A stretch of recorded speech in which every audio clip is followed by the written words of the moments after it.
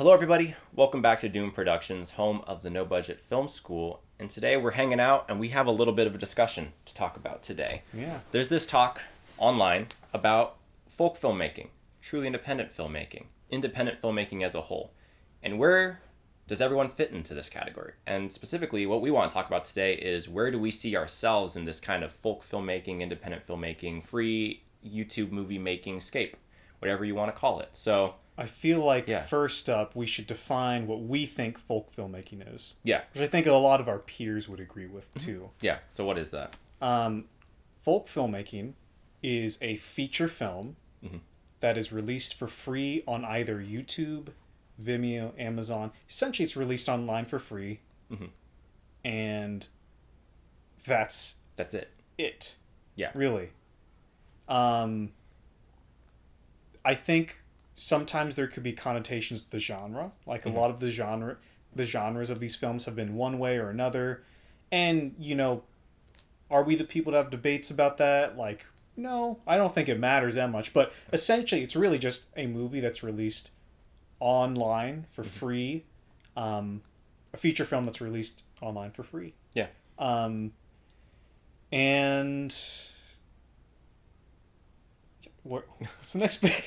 Well, it's really just like, where do we see ourselves fitting in this, and what's the bigger, Yeah, because there's a lot of folks out there who go around, with their movies saying this is a folk filmmaker or a feature film. Folk film. Of course, there's that wonderful playlist by Dan Lotz. That's worth checking out. Go see that. Check out all those movies. Works on there. Those are all some great movies, and a lot of those people in that list, I don't think they even all know that they're in the list necessarily. I mean, Dan would probably have a better idea than we would, but yeah. And that kind of brings a question, like, if someone asks us on the street, what are you? What do you? Are you a no budget filmmaker? Are you a folk filmmaker? Are you a truly independent filmmaker? Like, how do we classify ourselves? And why? Yeah. And what do we say? We call ourselves independent filmmakers. Yeah. Plain and simple, because that's what we are. At the end of the day, the textbook definition would easily put us there. I mean, it's just someone who's working outside the Hollywood system. Yeah. And is making movies, and that's what we are. And we definitely have, and that's not to say we're not folk filmmakers. No. Because folk filmmaking literally sums up what we do. We release movies online for free. Folk filmmaking is a lot more of a distribution thing than it is a production thing. I think let's say there's some random dude, I'm trying to think of a good example. But it's not too much pushing. Okay, some people might argue with this, but to me, say a celebrity, Elijah Wood. Let's say Elijah Wood is like, I have a movie I want to make. I'm going to spend $100, not $100. Maybe like I'm going to spend $1,000 on making a movie with just me and my friends. I'm not going to go to studio. I'm going to produce it all by myself, and I'm going to put it online for free.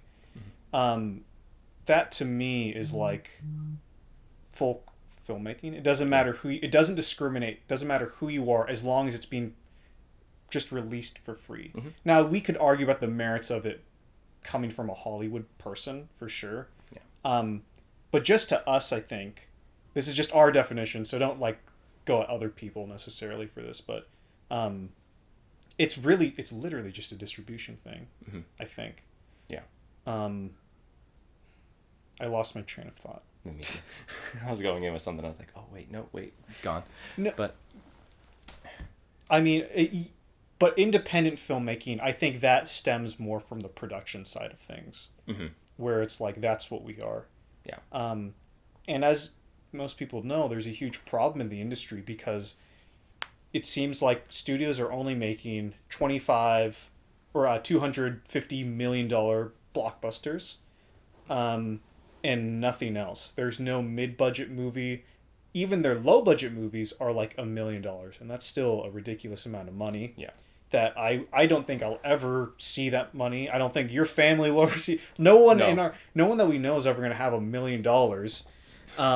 So the fact that is considered low budget or independent in the industry is kind of weird. Yeah. So for us, we use independent. We're independent filmmakers as a way of kind of reclaiming that word. Because if you search independent movie on YouTube, You can get like A24. A24, but A24 is a studio. Yeah. Those movies have millions of dollars of budget. Still a low budget compared to Hollywood, but it's They got money. $1 million is not low budget. I don't care who you are. That's not low budget. So we kind of use the term independent filmmaker to kind of reclaim it. Yeah. Take ownership of that. Yeah. Because hopefully, if enough people start using the term independent filmmaker, It'll go back to its true meaning. people, when you search independent film on YouTube or Google, you will see an actual independent film pop up, made by someone outside of the Hollywood system. Yeah. Which is what I think independent. I mean, you said it, but that's what independent means. Is just outside the Hollywood system, or any, I guess, major system. Because I guess you can be in England and outside of the British. Film, Yeah. yeah. But that's kind of like where we're coming from. Yeah. That's kind of our broad thoughts. But then, like, okay, I guess now the question is then, what do people do with like folk filmmaking and stuff? Like, what is the purpose in all these names and definitions and stuff? And I don't have an answer. I don't have one either. I think I honestly think it's one of those things. If you're a filmmaker right now in this move, that's why whenever we refer to this, we just say the movement. Yeah. Because a change is happening. Something is happening with people and independent filmmakers across the world right now. Yeah. And it is a movement, I think. Yeah. And what's crazy is it's happened so like isolated from one another. Like I feel like almost every time I hear it's like I've been making movies for years or doing these projects for years, and just now I'm realizing there's more people doing this besides whoever saying this, like me, royal me, like kind of stuff. Where it's like everyone's just kind of finding each other, and there's still so many people out there who are being stuff. Like even we're saying now, like I feel like a lot of people in these folk filmmaking playlists, like the one that Dan Lotz put together, like they don't know they're even on that or that that's a thing. Yeah. So it seems like one of those things that might be almost maybe not better. It's just for us personally, like whatever you want to call us, folk filmmakers or whatever, we'll take it. That's good with us. Like, but we call ourselves independent, and it's like we'll leave what people think up to like the critics and like the reviewers and whatever. Yeah. It doesn't seem to be our job to say what we are and not. Well, when we talk about it in private, I feel like we always kind of look back to the George Lucas era when he was coming up and all these other filmmakers were coming up in like the 70s. They weren't worrying about what they were called. They were just making movies. Yeah. And I don't think they called them. I mean, I might be wrong, so correct us if we're wrong. I don't think George Lucas went around saying, "I'm a new wave Hollywood director." I think he just said, "I'm just a young director. I'm a filmmaker." Same thing with Lucas. I mean, I'm Spielberg and De Palma and Scorsese and all those guys. So it seems like one of those things where, like, in retrospect, it'll be interesting to see if in 50 or 20 years there are critics writing about this movement. I'm curious what they are going to call it. Yeah. Because it might be folk filmmaking. It might also be something completely different that I don't know, but it's fun to think about for sure. And again, we don't have any problems with the... No, this isn't coming out of like, we're not that, ew. It's like, this thing is happening and people are kind of trying to figure out what to call it. And we're just kind of over here like... just caught in the middle. Fascinated by all of it and seeing how it develops. Yeah. Because you have all these different like niches and sub-niches and sub-niches that are all kind of now put in this melting pot of filmmaking. And you're kind of just seeing how the interactions go. And that's the thing, is no two folk filmmakers are the same. No. Folk filmmaking is not like a club. Like it's not like a genre. It's not like there's a king folk filmmaker and there's, it's like we're all totally separate. Yeah. And even like I mean, we're friends with some bigger folk filmmakers out there. But we don't view ourselves as like one thing. No. It's like they're over there doing their thing. We're over here doing our thing. Yeah. Whether or not we're named the same, it's like we're kind of indifferent. Our processes are all totally different. Like Joel Haver, he'll improvise all his movies for the most part. Cody Clark scripts everything. Yeah. And I lean more towards the Cody Club, where I'll script everything too and board everything. So our processes are different. We're all interested in different types of movies, genres vary vastly. It's a beautiful thing, I think. Well, it's like everyone has been able to find like, I want to make these movies. Yeah. And they've just found the freedom to like, what's holding me back? And it's like, there's nothing. You just do it. It's great. And yeah, it's the most incredible thing. Like, I'm thinking back to like when we were starting filmmaking, how unobtainable it felt to make a feature film in a lot of ways. Yeah. And so we made short films for the longest time. And now I'm looking back like, I have no interest in making short films. Yeah. Not that there's anything wrong with short films, or it's just we've made it to the point we wanted to get to, which is we can make feature films however we want. Where we are right now with our careers, it's just we've been dreaming about making feature films forever. Yeah. And so we finally get to do it, and it's awesome. And you, the viewer, you have that power too. You can do all of that, and you can make a feature film. I mean, you can start off with shorts. I'd recommend starting with short films, or you could just dive headfirst into making a feature, and you're going to learn so much so quick. Yeah. Which is the great part about just jumping in. And we just helped our buddy Zach. If you've seen our videos, he just made his first feature film, and it's only like his third or second project overall. He's done stuff in like school project level. I think is the most he's really gone. But this is like he's in it. And he's doing it before he ever set foot in film school. He's leaving for film school this summer, but he's already got a feature made, and that's like, man, the future is here, old man. Yeah. It's so easy. It's great. I mean, don't get me wrong, it's actually like painfully difficult, but the materials and resources are totally there. I think COVID was like the final catalyst that launched it, because it was like, got all these filmmakers stuck at home. Yeah. Doing nothing. What are they going to do? Like, that's what made us do it. Yeah. And it completely changed the trajectory of where we were going. We would not be making these videos right now if it wasn't for all of that stuff that happened in the last year and a half. Yeah, I don't think we'd be doing this kind of stuff. No. I don't think so. And it's really, I guess that begs the question, which might be kind of a bigger question that we can talk about right now, but like, what's our future? Doom Productions. What's the future of this envision? Like, do we envision Hollywood? Do we envision doing this forever? I mean, what's our...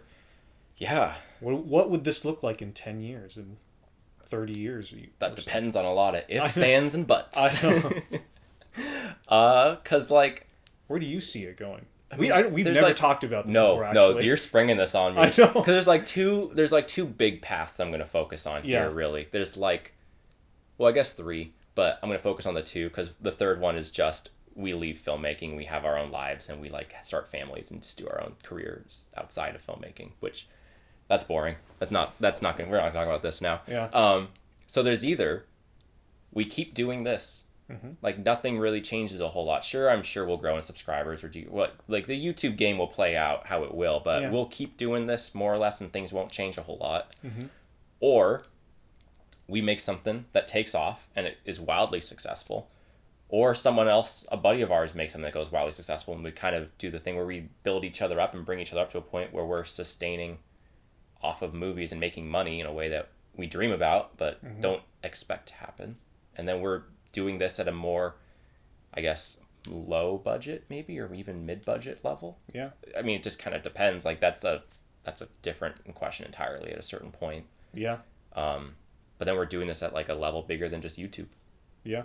I think those are the two ways it plays out. Well, I mean, I know this is true for both of us. The dream is to make a living off of making movies. I don't want to have to like work a full-time job and do this on the side. Like if I could just do this, I would be more than happy. Oh, absolutely. But, there's money, and money's a, problem. Necessity. Necessity, and it can be a problem to get. I know for me, I would be content doing this. Yeah. No, when I say we could be doing this forever, like, that's not a knock to this. If this was it. Yeah. Okay. For me, it's like, we've made it. Yeah. How do we make it better? How do we change and not grow stagnant? Yeah. And part of me thinks, I know this is going to sound hypocritical because we're the no budget film school. Yeah. But there's like a dream project I have that doesn't require a lot of money, but maybe like $5,000 or so. Yeah. And I would love to just, that's a story that I'm dying to tell. If if I died tomorrow, that'd be like my biggest regret. Like, oh, I never got to tell that story. And it's a story for various reasons. We unfortunately just need resources. It's not like a big sci-fi epic. It's not like we're traveling across the country. It's a fairly small movie, but doing it right. There's just enough kind of things that would stack up against you with where you're at. So eventually, I would like to move up to a budget. Yeah. Not a huge budget, of course, but I would like to move up to a budget to be able to do that project specifically. Yeah. And it's not even like, because the way we figure is it's like you can ask for money to make your movie once in terms of crowdfunding. For us anyways. Yeah. We don't want to be those guys always rattling the tin can. Oh, hey, uncle, could you spare us another couple $100 for our movie? I want to, for the next few years, I want to milk our talent dry. Yeah. I mean, that sounds weird. What can we do? Let's push ourselves to the absolute limits of what we can do with no money. Yeah. Then when we've kind of reached that ceiling, if we reach this, we will reach it. Everyone has limits. That sounds really narcissistic if I put it like that. But, let's push ourselves as much as we can in the next few years. And then when we're ready, let's try to get that movie made. Yeah. And after that, then it's like, I don't know, because we're spending money on it, I feel like I wouldn't have a problem trying to do the festival route, which I know we talk against. Yeah. Well, it depends also where festivals shake out. I mean, right now, festivals are so... They're a hard sell only because it's... Like, again, we're just coming out of COVID, where COVID kind of killed festivals in a lot of ways for their usefulness. Because, like, YouTube is just so much better. Yeah. I mean, it's all online anyways. And if you've been watching us for a while, you know that we're not anti-Hollywood. No. Just where we are now, I mean, I don't see us working within that system. But, 10, 15 years from now... You never know what happens. I'm one of those never say never kind of guys. So, but I mean, in the next 5-6 years or so, I definitely see like probably near the end of that, more like 5 years or 6 years. It's like hey, we're gonna make this project. I definitely see that, and then after that, it's really just like, okay, where are we at then? Yeah. But the dream, of course, is to make a living doing this. Yeah. And I think a lot of our stuff, when we talk about like, when we get a budget, it's like 90% of the time it's like, we just want to pay our actors. Yes. It's like it's all out of like, I want our friends to come work and quit their jobs for a month to come film with us somewhere. When you hear the word budget, you might be thinking, oh, they want to hire a Booma. They want to hire a catering. No. They want to pocket all the money for themselves. No, we want to pay our friends who help out, and we want to pay... for their gas, their food, and that stuff adds up.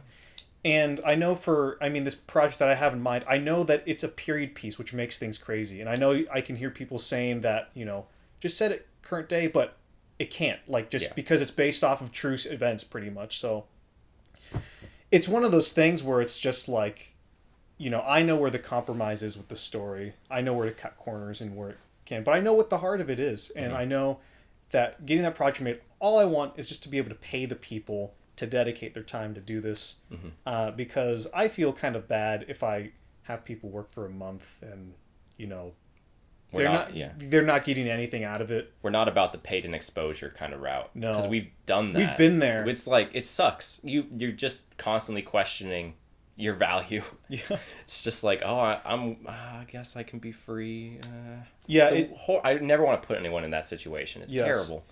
It's just like, we want to give back to other people, because like, ideally we would have in a perfect world, we'd be able to have our own projects, and it would be self-sustaining. And we'd be able to bring people along. Like, if you need experience, like, come help with us and we'll pay you. I mean, literally, like, Zach's experience, that's like the very like seed of that idea, where it's like, all right, we found a friend who wants to make movies.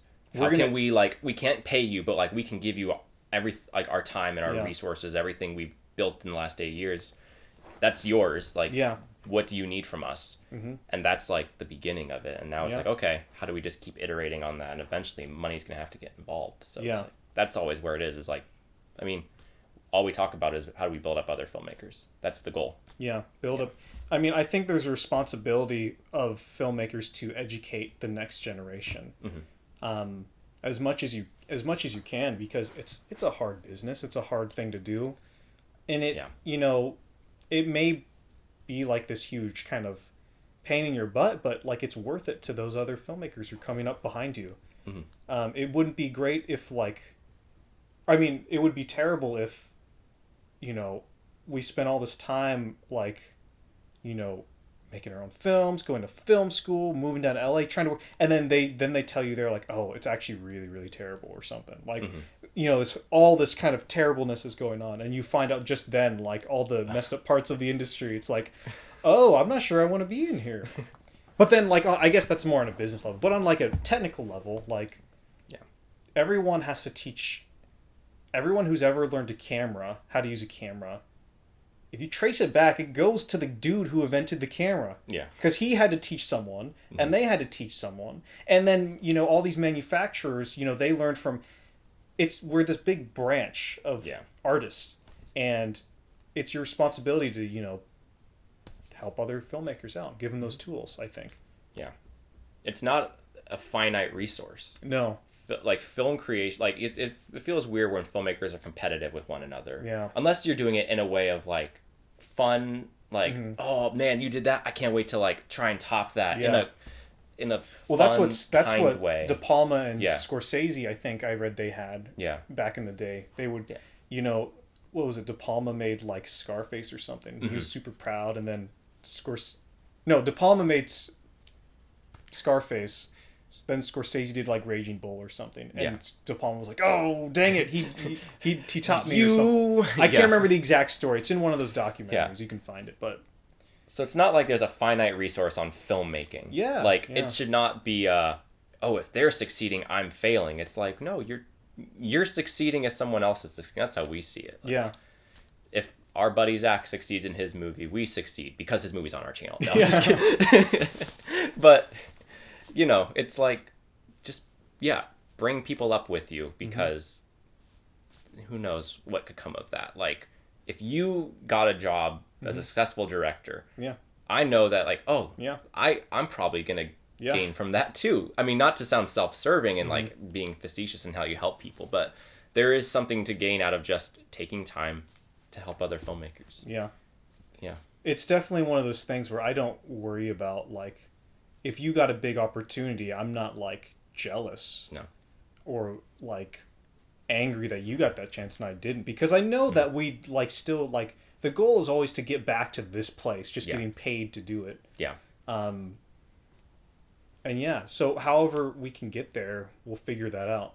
It's just going to be a day by day as opportunities come, but in the meantime, we're here. Never say never, Yeah. So we'll figure out what it looks. I know that doesn't answer any of the what do we look like in 10 years or. I mean, I know. What we can say, or I can say, is that there is a dream project I'm gonna make in like 5 years or so, and that'll be kind of like hopefully the culmination of everything we've learned and whatnot. And I'll be there probably holding the camera. Yeah, holding the camera, doing the thing.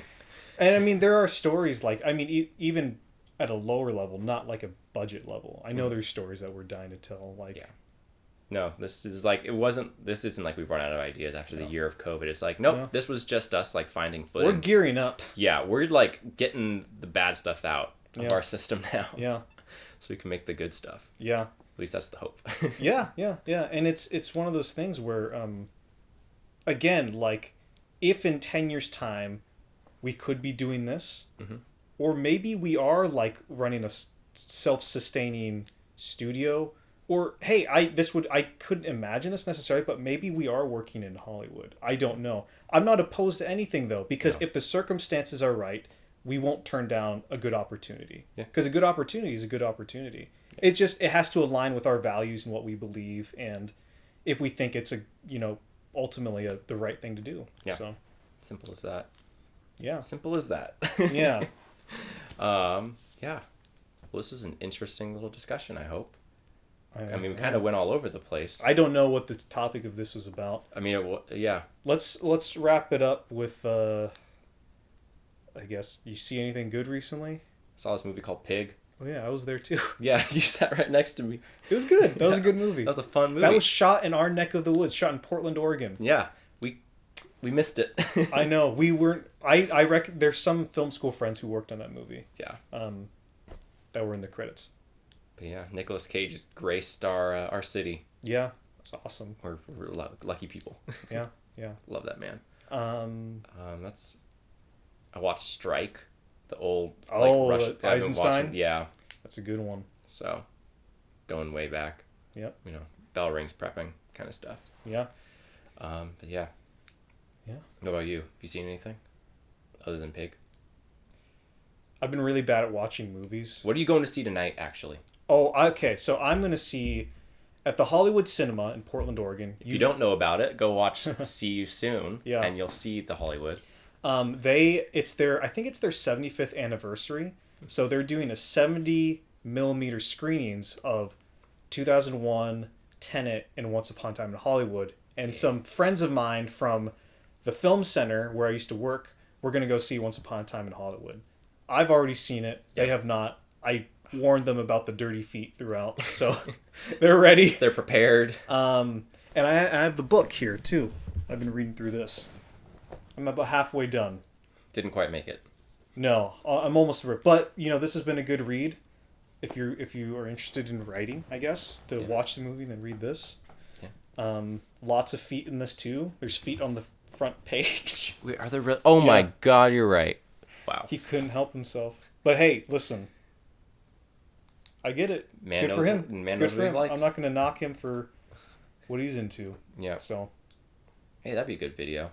Not knocking people. Tearing them down. Yeah, it's almost like someone should make a video on that. Yeah, maybe next week. Yeah. Yeah. Well. Jeez. How on the nose can we get?